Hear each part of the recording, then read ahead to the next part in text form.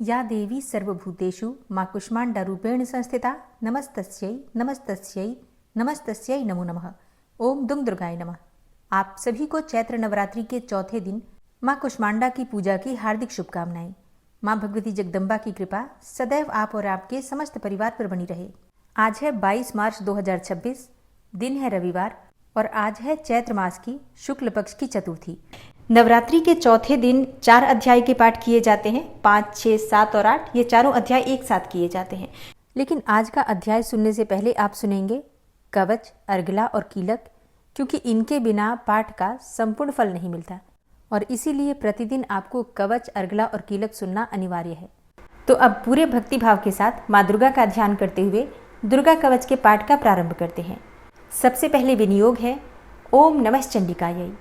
माँ दुर्गा के चंडी रूप को हमारा नमन है। यह भगवान ब्रह्मा जी के द्वारा लिखा गया चंडी कवच है, जिसमें कुल 56 छंद हैं।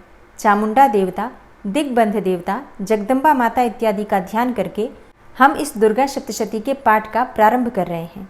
मार्कंडेय जी पितामह ब्रह्मा जी से कह रहे हैं कि हे भगवान ब्रह्मा, जो इस विश्व में गोपनीय है वह रहस्यपूर्ण है तथा जो सभी की रक्षा करता है और हमें अधर्म से बचाता है, साथ ही जिसे आपने अभी तक किसी को दिखाया भी नहीं है, ऐसा कोई साधन या उपाय मुझे बताइए।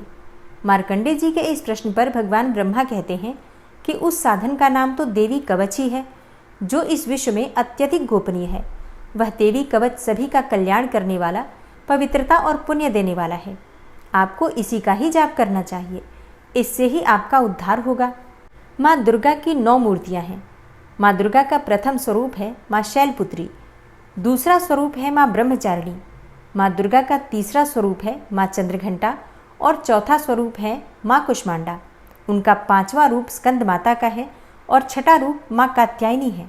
7वां स्वरूप है माँ कालरात्रि का और 8वां स्वरूप माँ महागौरी के नाम से प्रसिद्ध है। माँ दुर्गा का 9वां रूप है माँ सिद्धिदात्री। यही नव दुर्गा के रूप हैं जिसे भगवान ब्रह्मा के द्वारा वेदों के माध्यम से बताया गया है। जो मनुष्य अग्नि में जल रहा हो, सभी ओर से शत्रुओं से घिर गया हो, विपरीत परिस्थितियों का सामना कर रहा हो और उस समय यदि वह माँ दुर्गा की शरण में जाता है तो उसका कभी भी बुरा नहीं हो सकता है। अर्थात माँ दुर्गा का ध्यान किए जाने पर माँ दुर्गा उसकी हर परिस्थिति में सहायता करती हैं। यदि युद्ध का समय हो और मनुष्य संकटों में घिरा हुआ हो तो भी माँ दुर्गा के प्रभाव से उसका कुछ भी बुरा नहीं होता है। माँ दुर्गा उसके दुख, पीड़ा, भय इत्यादि का नाश कर देती हैं। जो भी भक्तगण माँ दुर्गा की भक्ति करता है, माँ दुर्गा अवश्य ही उन्हें अभय दान देती हैं। जो कोई भी देवी दुर्गा का ध्यान करता है, माँ दुर्गा उसकी हर प्रकार से रक्षा करती हैं और इस बात में कोई भी संशय नहीं है। चामुंडा माता का वाहन प्रेत है और वे उस पर सवारी करती हैं। वाराही माता का वाहन भैंसा है। ऐन्द्री माता का वाहन हाथी है तो वही वैष्णवी माता का वाहन गरुड़ है। भगवान शिव की पत्नी व सभी की ईश्वरी माँ पार्वती का वाहन वृषभ है। कुमारी माता का वाहन मोर है। लक्ष्मी माता कमल के आसन पर विराजमान है और उन्होंने अपने हाथों में भी कमल लिया हुआ है। वे भगवान विष्णु को अत्यधिक प्रिय हैं। वृषभ पर बैठी हुई माँ पार्वती का रंग सफ़ेद है। भगवान ब्रह्मा की पत्नी माँ ब्राह्मी या माँ सरस्वती हंस पर बैठी हुई हैं और सभी प्रकार के आभूषण पहने हुए हैं।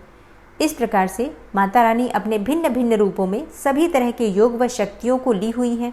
उन्होंने कई प्रकार के आभूषण व रत्न पहने हुए हैं जो उनकी शोभा को बढ़ा रहे हैं। माँ दुर्गा का एक रूप अत्यधिक क्रोध में रथ पर बैठा हुआ दिखाई देता है, जो दुष्टों का नाश करने के लिए है।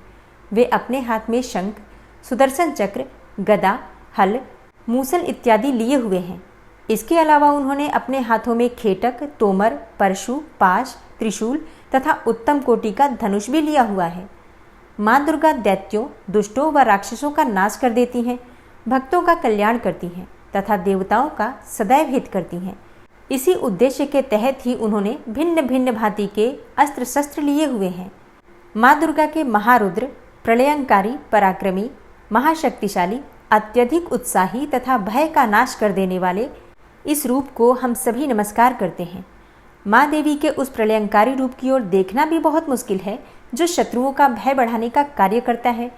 पूर्व दिशा में इंद्री देवी मेरी रक्षा कीजिए, आग्नेय दिशा में अग्नि देवी मेरी रक्षा कीजिए, दक्षिण दिशा में वाराही माता, नैऋत्य कोण में खड़ग धारिणी माँ, पश्चिम दिशा में वारुणी देवी और वायव्य कोण में मृगवाहिनी देवी मेरी रक्षा कीजिए।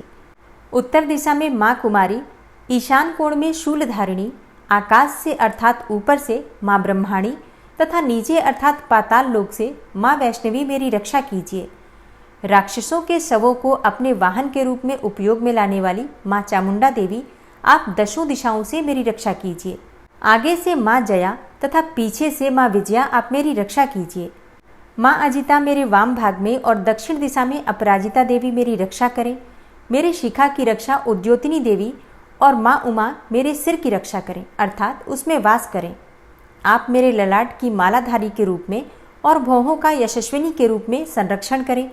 भौहों के बीच में त्रिनेत्र के रूप में और नाक की यम घंटा के रूप में रक्षा करें। दोनों आँखों के बीच में शंख माता के रूप में और कानों की द्वारवासिनी के रूप में रक्षा करें। मेरे कपाल की कालिका के रूप में और कानों के मूल की शांकरी देवी रक्षा करें। नासिका की सुगंधा देवी और होंठ के ऊपरी भाग की चर्चिका देवी रक्षा करें। होंठ के निचले भाग की रक्षा अमृत कला देवी और जीभ की सरस्वती देवी रक्षा करें।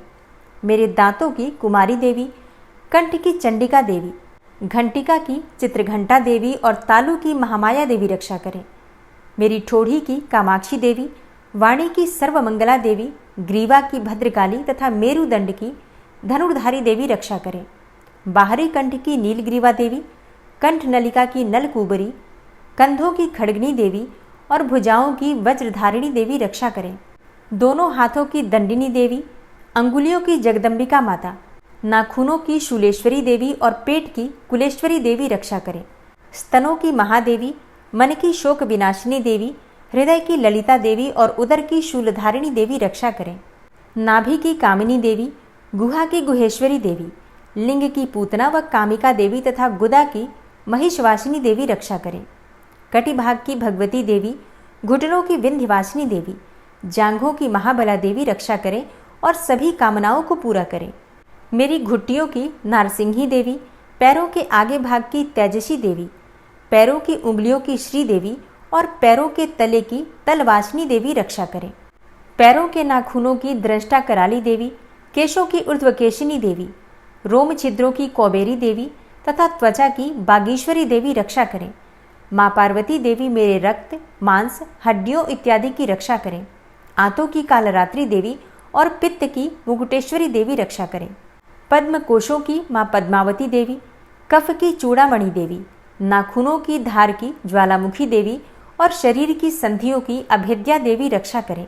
मेरे वीर्य की रक्षा माँ ब्रह्माणी देवी, छाया की छत्रेश्वरी देवी तथा धर्मधारिणी देवी मेरे अहंकार व मन और बुद्धि की रक्षा करें।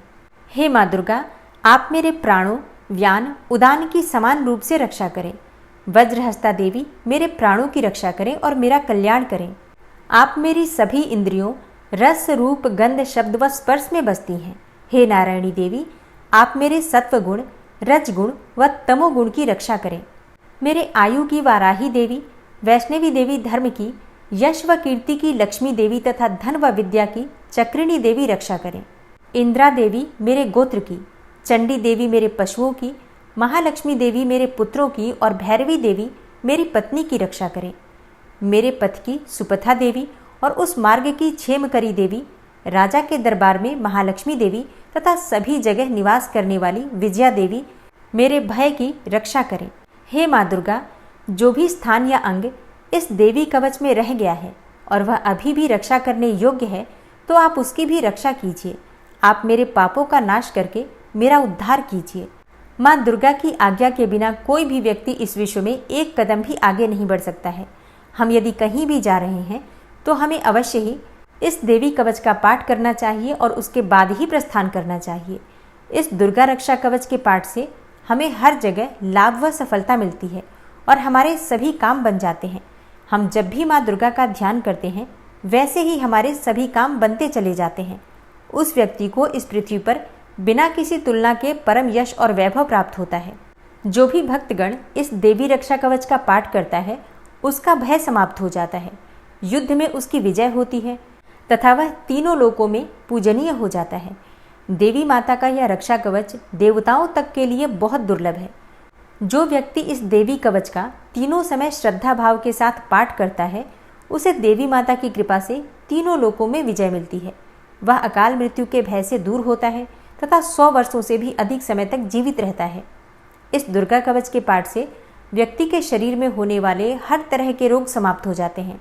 उसके शरीर में बनने वाला विष भी समाप्त हो जाता है तथा कोई रोग उसका कुछ भी बिगाड़ नहीं सकता है। जो भी मनुष्य इस दुर्गा रक्षा कवच को अपने हृदय में धारण कर लेता है, उस पर इस पृथ्वी पर होने वाले सभी तरह के अभिचारण मंत्र तंत्र का प्रभाव समाप्त हो जाता है। सभी तरह की डाकिनी शाकिनी, अंतरिक्ष में रहने वाले अति शक्तिशाली व भयंकर डाकिन, भूत, पिशाच, यक्ष, गंधर्व, राक्षस, ब्रह्म राक्षस, वेताल, कुष्मांडा, भैरव इत्यादि सभी तरह की नकारात्मक शक्तियों के प्रभाव इस दुर्गा कवच के माध्यम से समाप्त हो जाते हैं।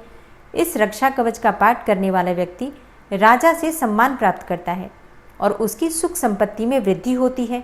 जो भी व्यक्ति इस देवी कवच का पाठ करता है, उसका हर जगह यश बढ़ता ही जाता है। और जो भी इस कवच का 7 बार जाप करता है, उसका वंश इस पृथ्वी के अंत तक रहता है। इसके पश्चात जब उसकी मृत्यु हो जाती है, तब वह माँ दुर्गा के आशीर्वाद से परम स्थान को प्राप्त करता है, जो देवताओं को भी अत्यंत दुर्लभ है। उसे महामाया का प्रसाद मिलता है और उसकी मुक्ति हो जाती है। वह माँ दुर्गा के आशीर्वाद से सुंदर रूप को धारण करता है और भगवान शिव के समान आनंद प्राप्त करता है। श्री देवी दुर्गा कवच संपूर्ण हुआ और अब पूरे भक्तिभाव से माँ दुर्गा का ध्यान करके अर्गला स्तोत्र का पाठ करते हैं। ओम नमः चंडिकायै। माँ चंडिका देवी को नमस्कार है। मार्कंडेय ऋषि जी कहते हैं, जयंती अर्थात सबसे उत्कृष्ट एवं विजयशालिनी, मंगला अर्थात अपने भक्तों के जन्म मरण आदि संसार बंधन को दूर करने वाली, मोक्षदायिनी मंगलदायी देवी, काली अर्थात प्रलय काल में संपूर्ण सृष्टि को अपना ग्रास बना लेने वाली देवी, भद्रकाली अर्थात अपने भक्तों के लिए ही भद्र अथवा मंगल स्वीकार करने वाली, कपालिनी अर्थात हाथ में कपाल तथा गले में मुंडमाला धारण करने वाली, दुर्गा अर्थात कर्म एवं उपासना स्वरूप दुस्साध्य साधन से प्राप्त होने वाली, क्षमा अर्थात अत्यंत करुणामय स्वभाव होने के कारण अपने भक्तों के सारे अपराध क्षमा करने वाली, शिवा अर्थात सबका कल्याण करने वाली, धात्री अर्थात संपूर्ण प्रपंच को धारण करने वाली, स्वाहा अर्थात स्वाहा रूप से यज्ञ भाग ग्रहण करके देवताओं का पोषण करने वाली, और स्वधा अर्थात स्वधा रूप से श्राद्ध और तर्पण को स्वीकार करके पितरों का पोषण करने वाली। इन नामों से प्रसिद्ध हे जगदम्बिके, तुम्हें मेरा नमस्कार है। हे देवी चामुंडे, तुम्हारी जय हो। संपूर्ण प्राणियों की पीड़ा हरने वाली देवी, तुम्हारी जय हो। सब में व्याप्त रहने वाली देवी, तुम्हारी जय हो। हे कालरात्रि, तुम्हें नमस्कार है। मधु और कैटब को मारने वाली तथा ब्रह्मा जी को वरदान देने वाली देवी, तुम्हें नमस्कार है। तुम मुझे रूप दो, जय दो, यश दो और काम क्रोध आदि शत्रुओं का नाश करो। महिषासुर का नाश करने वाली तथा भक्तों को सुख देने वाली हे देवी, तुम्हें नमस्कार है। तुम रूप दो, जय दो, यश दो और काम क्रोध आदि शत्रुओं का नाश करो। रक्त बीज का वध और चंडमुंड का विनाश करने वाली हे देवी, तुम रूप दो, जय दो, यश दो और काम क्रोध आदि शत्रुओं का नाश करो। शुंभ और निशुंभ तथा धूम्रलोचन का मर्दन करने वाली हे देवी, तुम रूप दो, जय दो, यश दो और काम क्रोध आदि शत्रुओं का नाश करो। सबके द्वारा वंदित युगल चरणों वाली तथा संपूर्ण सौभाग्य प्रदान करने वाली हे देवी, तुम रूप दो, जय दो, यश दो और काम क्रोध आदि शत्रुओं का नाश करो। हे देवी, तुम्हारे रूप और चरित्र अचिंत्य हैं। तुम समस्त शत्रुओं का विनाश करने वाली हो। तुम रूप दो, जय दो, यश दो और काम क्रोध आदि शत्रुओं का नाश करो। पापों को दूर करने वाली हे चंडिके, जो भक्तिपूर्वक तुम्हारे चरणों में सर्वदा मस्तक झुकाते हैं, उन्हें रूप दो, जय दो, यश दो और उनके काम क्रोध आदि शत्रुओं का नाश करो। रोगों का नाश करने वाली हे चंडिके, जो भक्तिपूर्वक तुम्हारी स्तुति करते हैं, उन्हें रूप दो, जय दो, यश दो और उनके काम क्रोध आदि शत्रुओं का नाश करो। हे चंडिके, इस संसार में जो भक्तिपूर्वक तुम्हारी पूजा करते हैं, उन्हें रूप दो, जय दो, यश दो और उनके काम क्रोध आदि शत्रुओं का नाश करो। मुझे सौभाग्य और आरोग्य दो, परम सुख दो। रूप दो, जय दो, यश दो और मेरे काम क्रोध आदि शत्रुओं का नाश करो। जो मुझसे द्वेष रखते हों, उनका नाश और मेरे बल की वृद्धि करो। रूप दो, जय दो, यश दो और मेरे काम क्रोध आदि शत्रुओं का नाश करो। हे देवी, मेरा कल्याण करो, मुझे उत्तम संपत्ति प्रदान करो, रूप दो, जय दो, यश दो और मेरे काम क्रोध आदि शत्रुओं का नाश करो। हे अंबिके, देवता और असुर दोनों ही अपने माथे के मुकुट की मड़ियों को तुम्हारे चरणों पर घिसते रहते हैं। तुम रूप दो, जय दो, यश दो और काम क्रोध आदि शत्रुओं का नाश करो। तुम अपने भक्तजनों को विद्वान, यशस्वी और लक्ष्मीवान बनाओ तथा रूप दो, जय दो, यश दो और उनके काम क्रोध आदि शत्रुओं का नाश करो। प्रचंड दैत्यों के दर्प का दलन करने वाली हे चंडिके, मुझ शरणागत को रूप दो, जय दो, यश दो और मेरे काम क्रोध आदि शत्रुओं का नाश करो। चतुर्मुख ब्रह्मा जी के द्वारा प्रशंसित चार भुजाधारिणी हे परमेश्वरी, तुम रूप दो, जय दो, यश दो और काम क्रोध आदि शत्रुओं का नाश करो। हे देवी अंबिके, भगवान विष्णु नित्य निरंतर भक्ति पूर्वक तुम्हारी स्तुति करते रहते हैं। तुम रूप दो, जय दो, यश दो और काम क्रोध आदि शत्रुओं का नाश करो। हिमालय कन्या पार्वती के पति महादेव जी के द्वारा प्रशंसित होने वाली हे परमेश्वरी, तुम रूप दो, जय दो, यश दो और काम क्रोध आदि शत्रुओं का नाश करो। शचीपति इंद्र के द्वारा सद्भाव से पूजित होने वाली हे परमेश्वरी, तुम रूप दो, जय दो, यश दो और काम क्रोध आदि शत्रुओं का नाश करो। प्रचंड भुजदंडों वाले दैत्यों का घमंड चूर करने वाली हे देवी, तुम रूप दो, जय दो, यश दो और काम क्रोध आदि शत्रुओं का नाश करो। हे देवी अंबिके, तुम अपने भक्तजनों को सदा असीम आनंद प्रदान करती रहती हो। मुझे रूप दो, जय दो, यश दो और मेरे काम क्रोध आदि शत्रुओं का नाश करो। मन की इच्छा के अनुसार चलने वाली मनोहर पत्नी प्रदान करो, जो दुर्गम संसार सागर से तारने वाली तथा उत्तम कुल में उत्पन्न हुई हो।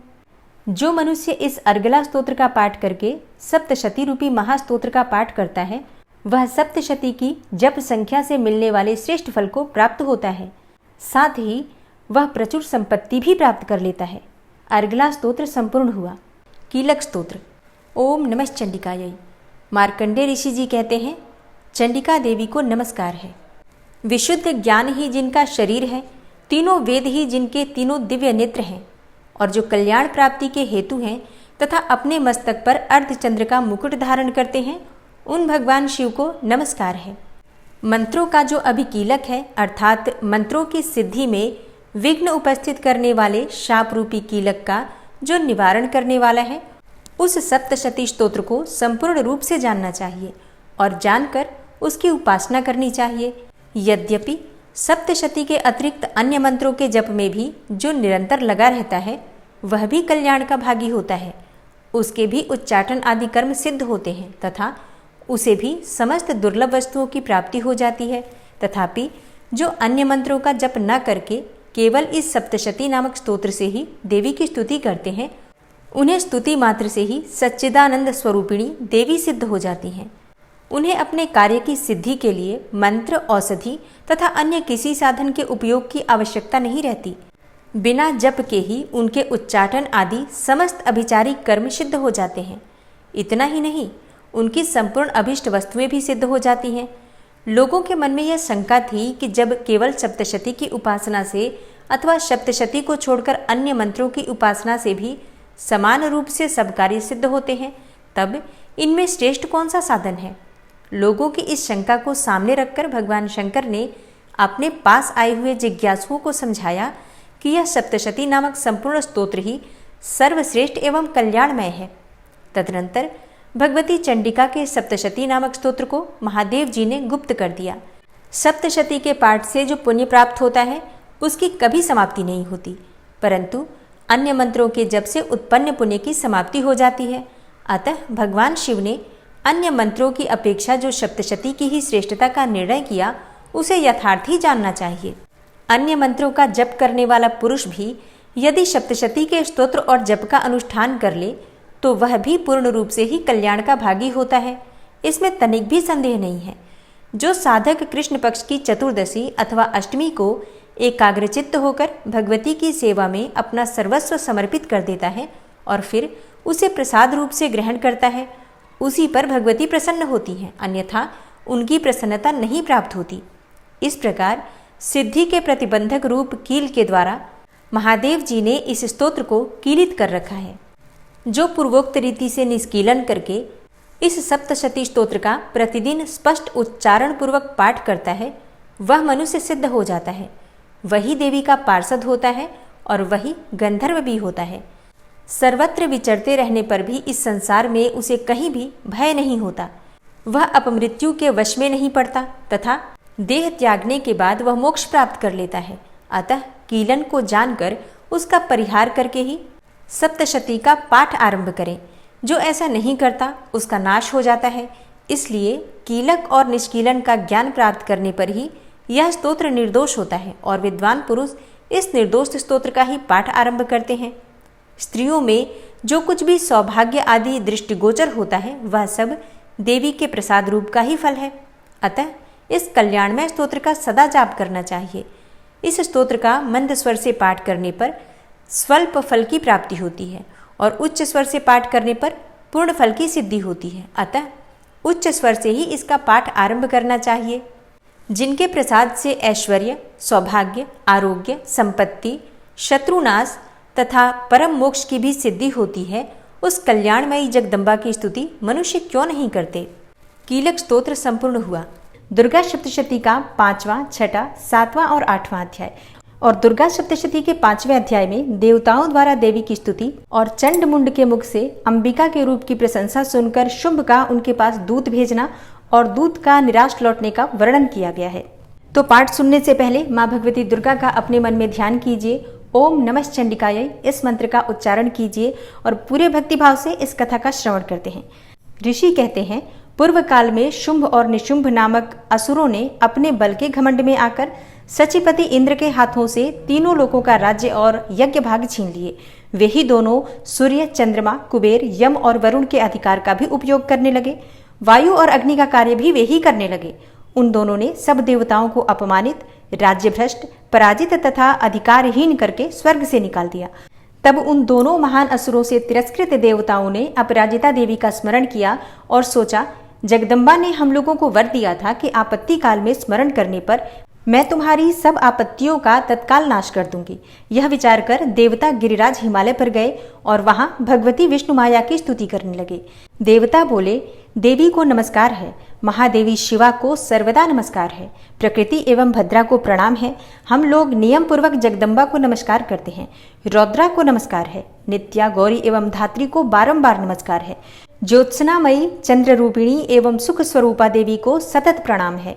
शरणागतों का कल्याण करने वाली वृद्धि एवं सिद्धि रूपा देवी को हम बारंबार नमस्कार करते हैं। नैऋत्री अर्थात राक्षसों की लक्ष्मी, राजाओं की लक्ष्मी तथा सर्वाणी अर्थात शिव पत्नी स्वरूपा आप जगदम्बा को बार बार नमस्कार करते हैं।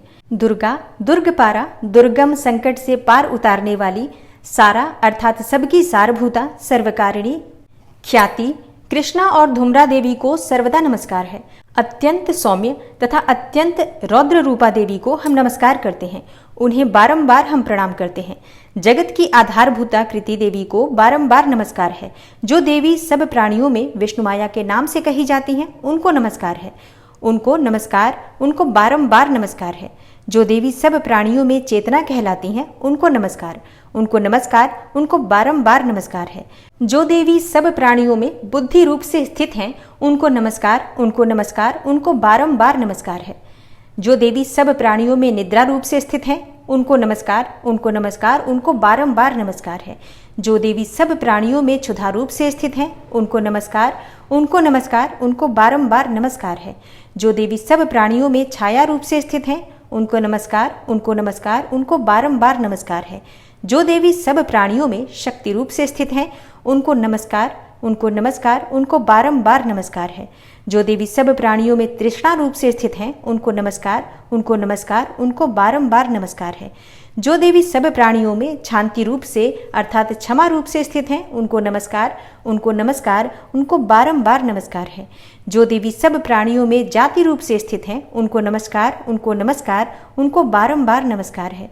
जो देवी सब प्राणियों में लज्जा रूप से स्थित हैं, उनको नमस्कार, उनको नमस्कार, उनको बारंबार नमस्कार है। जो देवी सब प्राणियों में शांति रूप से स्थित हैं, उनको नमस्कार, उनको नमस्कार, उनको बारंबार नमस्कार है। जो देवी सब प्राणियों में श्रद्धा रूप से स्थित हैं, उनको नमस्कार, उनको नमस्कार, उनको बारंबार नमस्कार है।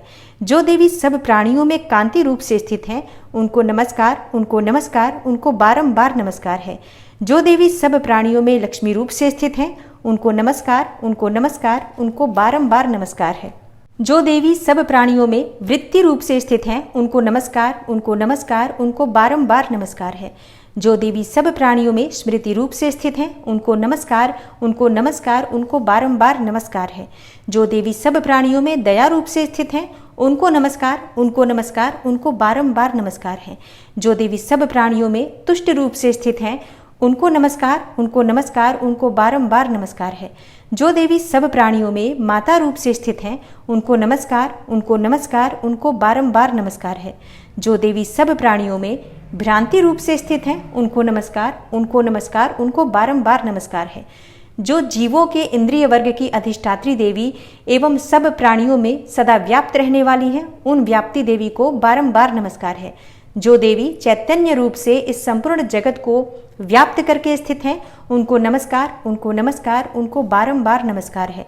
पूर्व काल में अपने अभिष्ट की प्राप्ति होने से देवताओं ने जिनकी स्तुति की तथा देवराज इंद्र ने बहुत दिनों तक जिनका सेवन किया, वह कल्याण की साधनभूता ईश्वरी हमारा कल्याण और मंगल करें तथा सारी आपत्तियों का नाश कर डालें। उद्दंड दैत्यों से सताए हुए हम सभी देवता जिन परमेश्वरी को इस समय नमस्कार करते हैं तथा जो भक्ति से विनम्र पुरुषों द्वारा स्मरण की जाने पर तत्काल ही संपूर्ण विपत्तियों का नाश कर देती हैं, वे जगदम्बा हमारा संकट दूर करें। तब ऋषि कहते हैं, हे राजन, इस प्रकार जब देवता स्तुति कर रहे थे, उस समय पार्वती देवी गंगा जी के जल में स्नान करने के लिए वहां आईं। उन सुंदर भौहों वाली भगवती ने देवताओं से पूछा, आप लोग यहाँ किसकी स्तुति करते हैं? तब उन्हीं के शरीर कोश से प्रकट हुई शिवा देवी बोली, शुंभ दैत्य से तिरस्कृत और युद्ध में निशुंभ से पराजित हो यहाँ एकत्रित हुए ये समस्त देवता यह मेरी ही स्तुति कर रहे हैं। पार्वती जी के शरीर कोश से अंबिका का प्रादुर्भाव हुआ था, इसलिए वे समस्त लोकों में कौशिकी कही जाती हैं। कौशिकी के प्रकट होने के बाद पार्वती देवी जी का शरीर काले रंग का हो गया, अतः वे हिमालय पर रहने वाली कालिका देवी के नाम से विख्यात हुई। तदनंतर शुंभ निशुंभ के भृत्य चंड मुंड वहां आए और उन्होंने परम मनोहर रूप धारण करने वाली अंबिका देवी को देखा। फिर वे शुंभ के पास जाकर बोले, महाराज, एक अत्यंत मनोहर स्त्री है जो अपनी दिव्य कांति से हिमालय को प्रकाशित कर रही है। वैसा उत्तम रूप कहीं किसी ने भी नहीं देखा होगा। असुरेश्वर, पता लगाइए वह देवी कौन है और उसे ले लीजिए। स्त्रियों में तो वह रत्न है, उसका प्रत्येक अंग बहुत ही सुंदर है तथा वह अपने श्री अंगों की प्रभा से संपूर्ण दिशाओं में प्रकाश फैला रही है।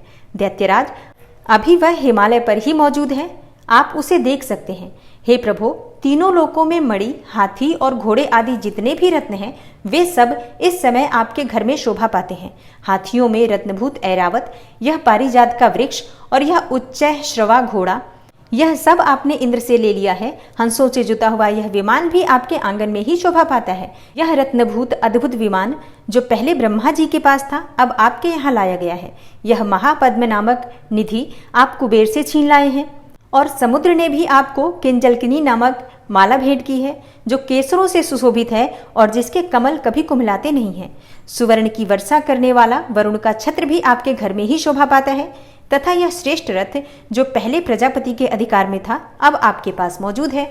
हे दैत्येश्वर, मृत्यु की उत्क्रांतिदा नाम वाली शक्ति भी आपने छीन ली है तथा वरुण का पाश और समुद्र में होने वाले सब प्रकार के रत्न आपके भाई निशुंभ के अधिकार में है और अग्नि ने भी स्वतः शुद्ध किए हुए 2 वस्त्र आपकी सेवा में अर्पित किए हैं। दैत्यराज, इस प्रकार सभी रत्न आपने एकत्र कर लिए हैं, फिर जो यह स्त्रियों में रत्न रूप कल्याणमयी देवी है, इसे आप क्यों नहीं अपने अधिकार में कर लेते? ऋषि कहते हैं, चंडमुंड का यह वचन सुनकर शुंभ ने महादैत्य सुग्रीव को दूत बनाकर देवी के पास भेजा और कहा, तुम मेरी आज्ञा से उसके सामने ये बात कहना और ऐसा उपाय करना जिससे प्रसन्न होकर वह शीघ्र ही यहाँ आ जाए। तब वह दूत पर्वत के अत्यंत रमणीय प्रदेश में जहाँ देवी मौजूद थी गया और मधुर वाणी में कोमल वचन में बोला। दूत बोला, हे देवी, दैत्यराज शुंभ इस समय तीनों लोकों के परमेश्वर हैं। मैं उन्हीं का भेजा हुआ दूत हूँ और यहाँ तुम्हारे ही पास आया हूँ। उनकी आज्ञा सदा सब देवता एक स्वर से मानते हैं, कोई उनका उल्लंघन नहीं कर सकता। वे संपूर्ण देवताओं को परास्त कर चुके हैं। उन्होंने तुम्हारे लिए जो संदेश दिया है उसे सुनो। संपूर्ण त्रिलोकी मेरे अधिकार में है। देवता भी मेरी आज्ञा के अधीन ही चलते हैं। संपूर्ण यज्ञों के भागों को मैं ही पृथक पृथक भोगता हूँ। तीनों लोकों में जितने भी श्रेष्ठ रत्न हैं वे सब मेरे ही अधिकार में हैं। देवराज इंद्र का वाहन ऐरावत, जो हाथियों में रत्न के समान है, मैंने छीन लिया है। क्षीर सागर का मंथन करने से जो अश्वरत्न उच्च श्रवा प्रकट हुआ था, उसे भी देवताओं ने मेरे पैरों पर पड़कर समर्पित किया है। हे सुंदरी, उनके सिवा और भी जितने रत्नभूत पदार्थ देवताओं, गंधर्वों और नागों के पास थे, वे सब मेरे पास ही आ गए हैं। हे देवी, हम लोग तुम्हें संसार की स्त्रियों में रत्न मानते हैं, अतः तुम हमारे पास आ जाओ, क्योंकि रत्नों का उपभोग करने वाले हम ही हैं। चंचल कटाक्षों वाली हे सुंदरी, तुम मेरी या मेरे भाई महापराक्रमी निशुंभ की सेवा में आ जाओ, क्योंकि तुम रत्न स्वरूपा हो। मेरा वरण करने से तुम्हें तुलना रहित महान ऐश्वर्य की प्राप्ति होगी। अपनी बुद्धि से यह विचार कर तुम मेरी पत्नी बन जाओ। ऋषि कहते हैं, दूत के यो कहने पर कल्याणमयी भगवती दुर्गा देवी, जो इस जगत को धारण करती हैं, मन ही मन गंभीर भाव से मुस्कुराई और इस प्रकार बोली। देवी ने कहा, हे दूत, तुमने बिल्कुल सत्य कहा है, इसमें तनिक भी मिथ्या नहीं है। शुंभ तीनों लोकों का स्वामी है और निशुंभ भी उसी के समान पराक्रमी है, किंतु इस विषय में मैंने जो प्रतिज्ञा कर ली है उसे मिथ्या कैसे करूं? मैंने अपनी अल्प बुद्धि के कारण पहले से जो प्रतिज्ञा कर रखी है उसे सुनो। जो मुझे संग्राम में जीत लेगा, जो मेरे अभिमान को चूर्ण कर देगा तथा संसार में जो मेरे समान बलवान होगा, वही मेरा स्वामी होगा। इसलिए शुंभ तथा महादैत्य निशुंभ स्वयं ही यहाँ पधारें और मुझे जीतकर शीघ्र ही मेरा पाणी ग्रहण कर ले। इसमें विलंब की क्या आवश्यकता है? दूत बोला, हे देवी, तुम घमंड से भरी हो, मेरे सामने ऐसी बातें न करो। तीनों लोकों में कौन ऐसा पुरुष है जो शुंभ और निशुंभ के सामने खड़ा हो सके? हे देवी, अन्य दैत्यों के सामने भी सारे देवता युद्ध में नहीं ठहर सकते, फिर तुम अकेली स्त्री होकर कैसे ठहर सकती हो? जिन शुंभ आदि दैत्यों के सामने इंद्र आदि सब देवता भी युद्ध में खड़े नहीं हुए, उनके सामने तुम स्त्री होकर कैसे जाओगी? इसलिए तुम मेरे ही कहने से शुंभ और निशुंभ के पास चली जाओ। ऐसा करने से तुम्हारे गौरव की रक्षा होगी, अन्यथा जब वे केश पकड़कर घसीटेंगे तब तुम्हें अपनी प्रतिष्ठा खोकर जाना पड़ेगा। तब देवी ने कहा, तुम्हारा कहना ठीक है, शुंभ बलवान है और निशुंभ भी बड़े पराक्रमी है, किंतु क्या करूं? मैंने पहले बिना सोचे समझे प्रतिज्ञा कर ली है, अतः अब तुम जाओ। मैंने तुमसे जो कुछ कहा है वह सब दैत्यराज से आदरपूर्वक कहना, फिर वे जो उचित जान पड़े करें। इस प्रकार श्री मार्कंडेय पुराण में सावर्णिक मनवंतर की कथा के अंतर्गत देवी महात्म्य में देवी दूत संवाद नामक 5वां अध्याय पूरा हुआ। अब आप सुनेंगे दुर्गा सप्तशती का 6ठा अध्याय। 6ठे अध्याय में धूम्रलोचन वध का वर्णन किया गया है। ऋषि कहते हैं, देवी का यह कथन सुनकर दूत को बड़ा अमर्ष हुआ और उसने दैत्यराज के पास जाकर सब समाचार विस्तार पूर्वक कह सुनाया। दूत के उस वचन को सुनकर दैत्यराज कुपित हो उठा और दैत्य सेनापति धूम्रलोचन से बोला, धूम्रलोचन, तुम शीघ्र अपने साथ सेना लेकर जाओ और उस दुष्टा के केश पकड़कर घसीटते हुए उसे बलपूर्वक यहाँ ले आओ। उसकी रक्षा करने के लिए यदि कोई दूसरा खड़ा हो तो वह देवता, यक्ष अथवा गंधर्व ही क्यों न हो, उसे अवश्य मार डालना। ऋषि कहते हैं, शुंभ के इस प्रकार आज्ञा देने पर वह धूम्रलोचन दैत्य 60,000 असुरों की सेना को साथ लेकर वहां से तुरंत चल दिया। वहां पहुंचकर उसने हिमालय पर रहने वाली देवी को देखा और ललकार कर कहा, अरे तू शुंभ निशुंभ के पास चल। यदि इस समय प्रसन्नतापूर्वक मेरे स्वामी के समीप नहीं चलेगी तो मैं बलपूर्वक झोंटा पकड़कर घसीटते हुए तुझे ले चलूंगा। देवी बोली, तुम्हें दैत्यों के राजा ने भेजा है, तुम स्वयं भी बलवान हो और तुम्हारे साथ विशाल सेना भी है। ऐसी दशा में यदि मुझे बलपूर्वक ले चलोगे तो मैं तुम्हारा क्या कर सकती हूँ? ऋषि कहते हैं, देवी के यो कहने पर असुर धूम्रलोचन उनकी ओर दौड़ा। तब अंबिका ने हुम शब्द के उच्चारण मात्र से उसे भस्म कर दिया। फिर तो क्रोध में भरी हुई दैत्यों की विशाल सेना और अंबिका ने एक दूसरे पर तीखे सायकों, शक्तियों तथा फरसों की वर्षा आरंभ कर दी। इतने में ही देवी का वाहन सिंह क्रोध में भरकर भयंकर गर्जना करके गर्दन के बालों को हिलाता हुआ असुरों की सेना में कूद पड़ा।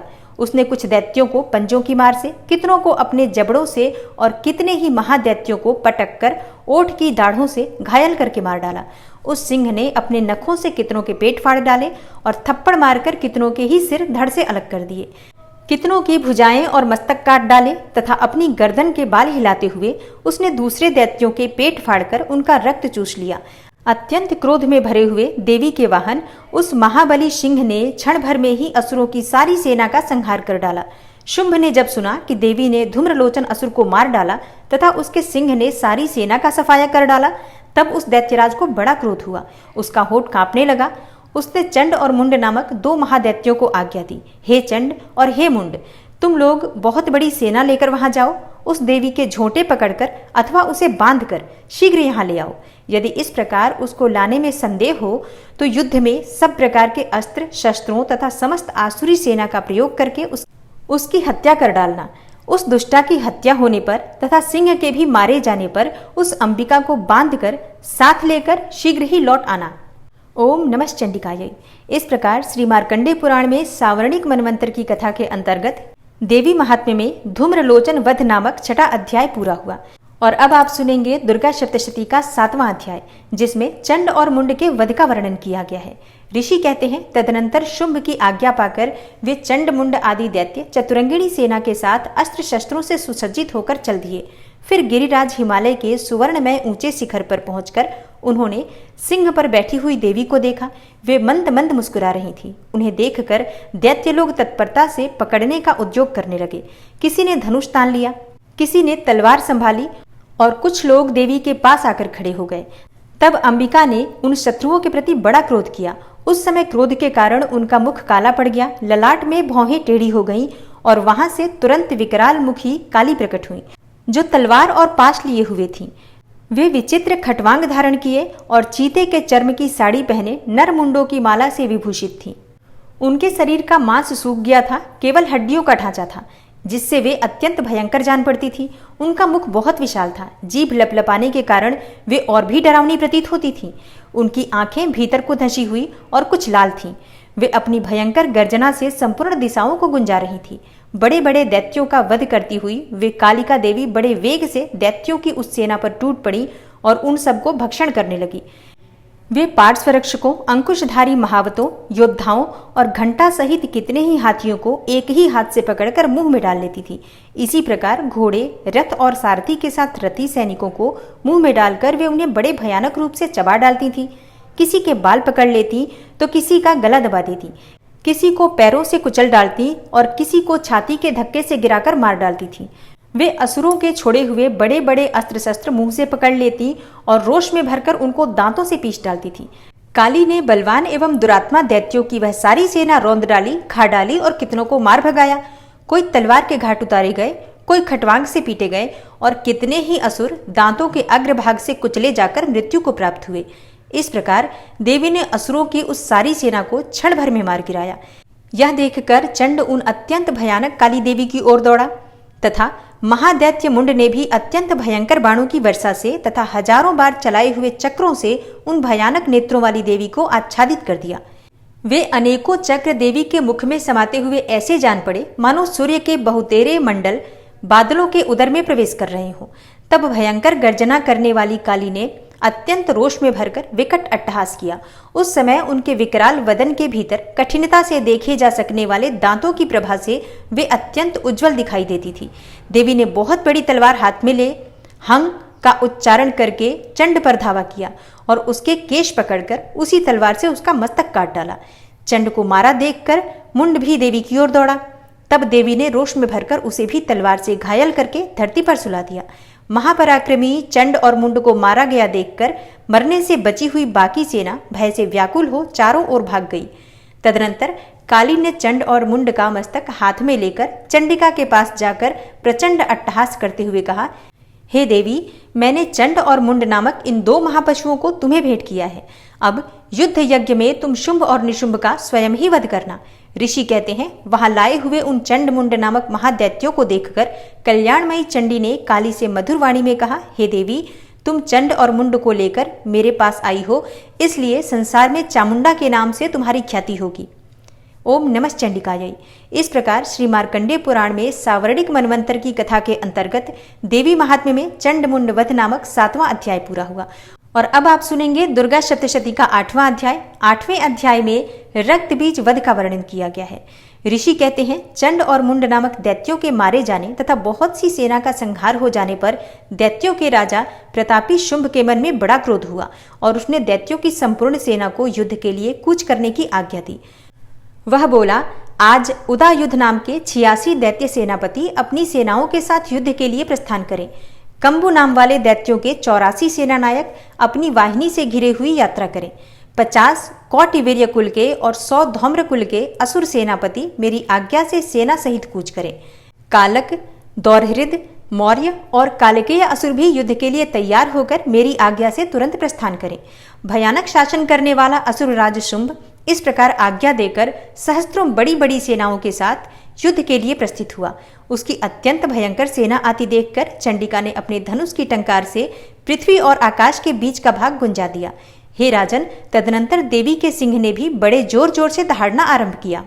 फिर अंबिका ने घंटे के शब्द से उस ध्वनि को और भी बढ़ा दिया। धनुष की टंकार, सिंह की दहाड़ और घंटे की ध्वनि से संपूर्ण दिशाएं गूंज उठी। उस भयंकर शब्द से काली ने अपने विकराल मुख को और भी बढ़ा लिया तथा इस प्रकार वे विजयिनी हुई। उस तुमुल नाद को सुनकर दैत्यों की सेनाओं ने चारों ओर से आकर चंडिका देवी, सिंह तथा काली देवी को क्रोधपूर्वक घेर लिया।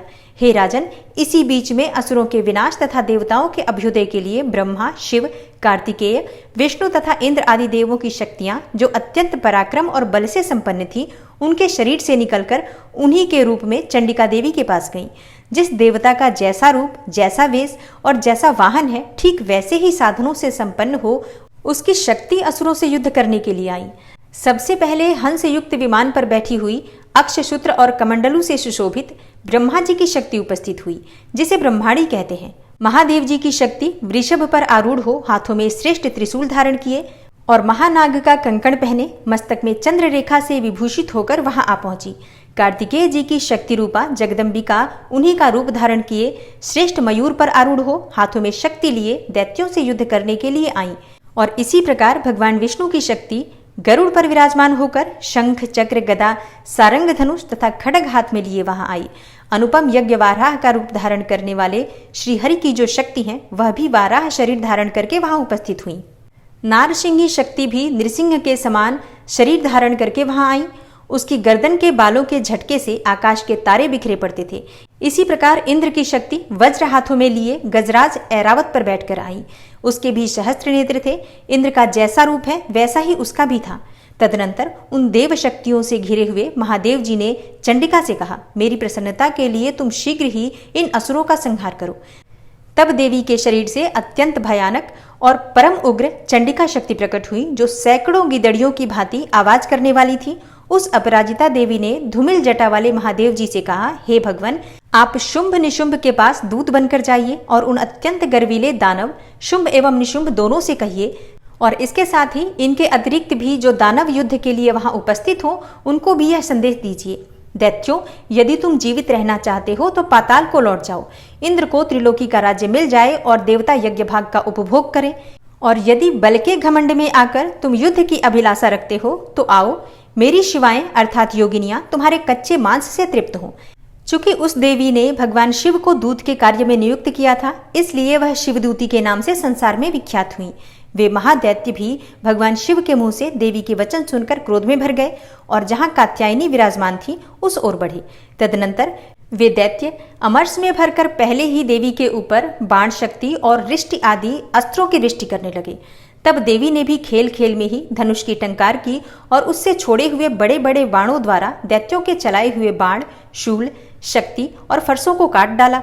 फिर काली उनके आगे होकर शत्रुओं को शूल के प्रहार से विदीर्ण करने लगी और खटवांग से उनका कचूमर निकालती हुई रणभूमि में विचरने लगी। ब्रह्माणी भी जिस जिस ओर दौड़ती उसी ओर अपने कमंडलू का जल छिड़ककर शत्रुओं के ओज और पराक्रम को नष्ट कर देती थी।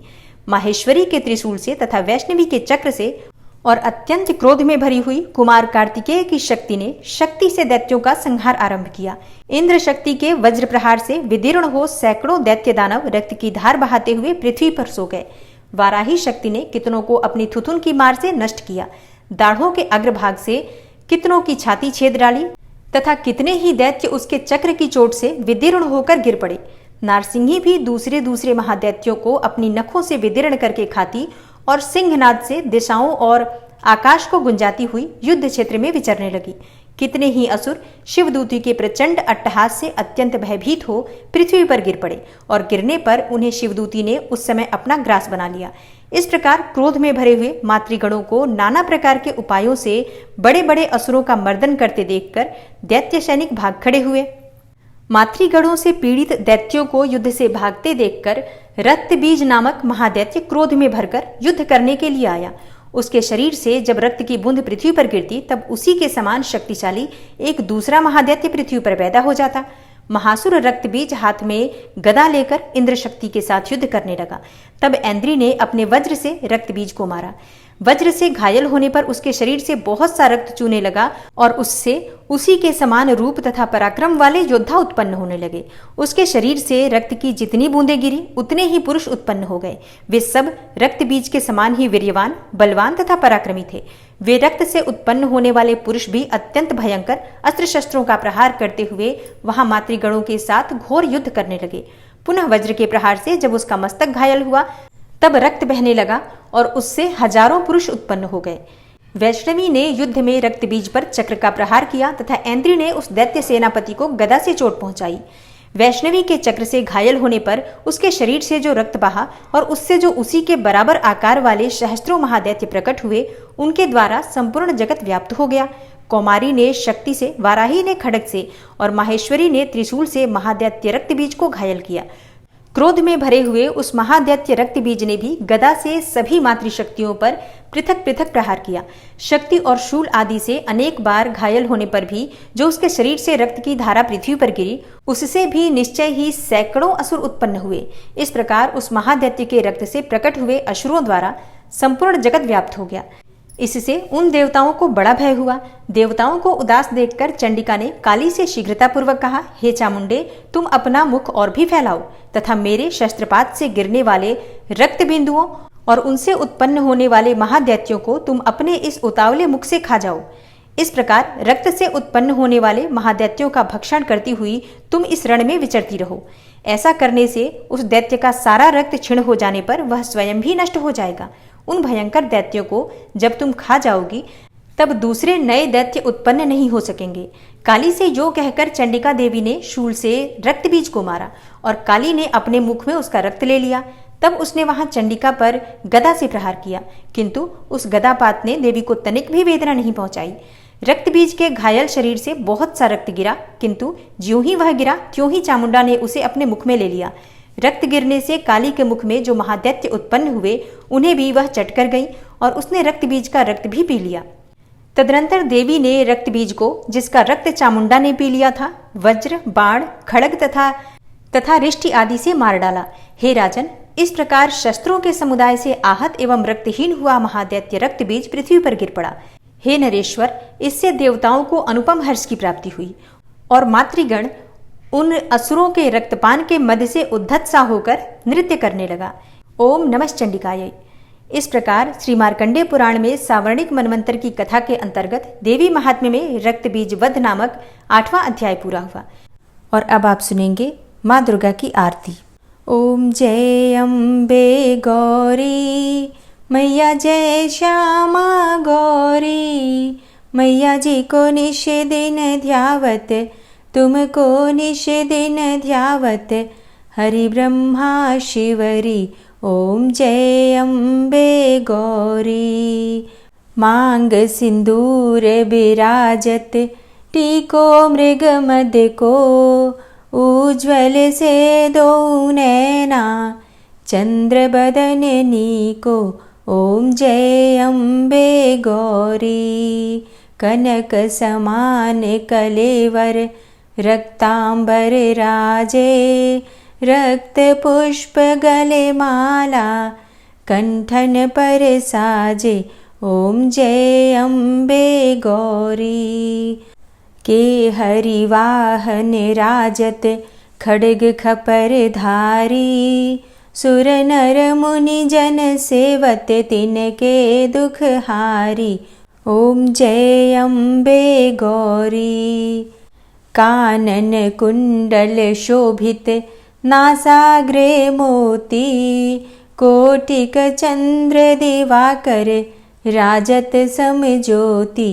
ॐ जय अम्बे गौरी शुम्भ निशुम्भ विडारे महिषासुर घाती धूम्र विलोचन नैना निशिदिन मदमाती ॐ जय अम्बे गौरी 64 योगिनी मंगल गावे नृत्य करत भैरो मैया नृत्य करत भैरो बाजत ताल मृदंगा अरु बाजत डमरू ॐ जय अम्बे गौरी भुजाचार अति शोभित खड्ग खपर धारी मन वांछित फल पावत सेवत नर नारी ॐ जय अम्बे गौरी कंचन थाल विराजत अगर कपूर बाती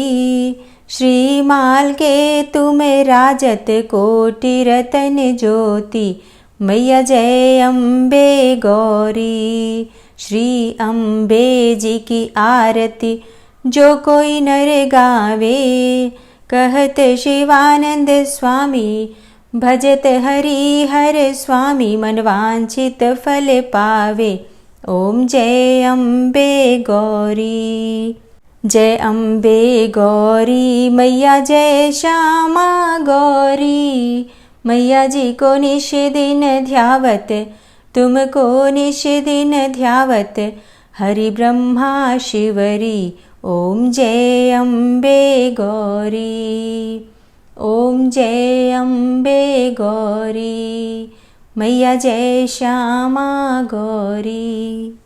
माँ की आरती करने के बाद क्षमा प्रार्थना ज़रूर करनी चाहिए। तो दोनों हाथ जोड़कर माँ से क्षमा प्रार्थना करते हैं। हे परमेश्वरी, मेरे द्वारा दिन रात बहुत से अपराध होते रहते हैं। मुझे अपना दास समझकर मेरे उन अपराधों को आप कृपापूर्वक क्षमा करिए।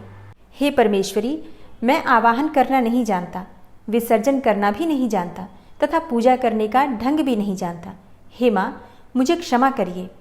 हे देवी सुरेश्वरी, मैंने जो मंत्रहीन अर्थात ना मंत्रों को जानता हूँ, क्रियाहीन अर्थात ना क्रियाओं को जानता हूँ और भक्तिहीन अर्थात ना भक्ति के प्रकार जानता हूँ, तो मैंने जो मंत्रहीन, क्रियाहीन और भक्तिहीन पूजन किया है वह सब आपकी कृपा से पूरे हों। सैकड़ों अपराध करने के बाद भी जो आपकी शरण में आके जगदम्बा कहकर पुकारता है, उसे वह गति प्राप्त होती है जो ब्रह्मा आदि देवताओं के लिए भी पाना आसान नहीं है। हे जगदम्बिके, मैं अपराधी हूँ किंतु आपकी शरण में आया हूँ। इस समय दया का पात्र हूँ, आप जैसा चाहें वैसा करें। हे देवी परमेश्वरी, अज्ञानवश भूल से या बुद्धि भ्रष्ट होने के कारण मैंने जो भी न्यूनता या अधिकता कर दी हो वह सब क्षमा करें और प्रसन्न हो। हे सच्चिदानंद स्वरूपा परमेश्वरी, जगन माता कामेश्वरी, आप प्रेम पूर्वक मेरी यह पूजा स्वीकार करें और मुझ पर प्रसन्न रहें। हे देवी सुरेश्वरी, आप गोपनीय से भी गोपनीय वस्तु की रक्षा करने वाली हैं। मेरे निवेदन किए हुए इस जप को ग्रहण करिए। आपकी कृपा से मुझे सिद्धि की प्राप्ति हो। इस प्रकार क्षमा प्रार्थना मंत्र के पाठ से दुर्गा माता आपके जाने अनजाने में हुए सारे अपराधों को क्षमा करेंगी और उनकी कृपा सदैव आपके ऊपर बनी रहेगी।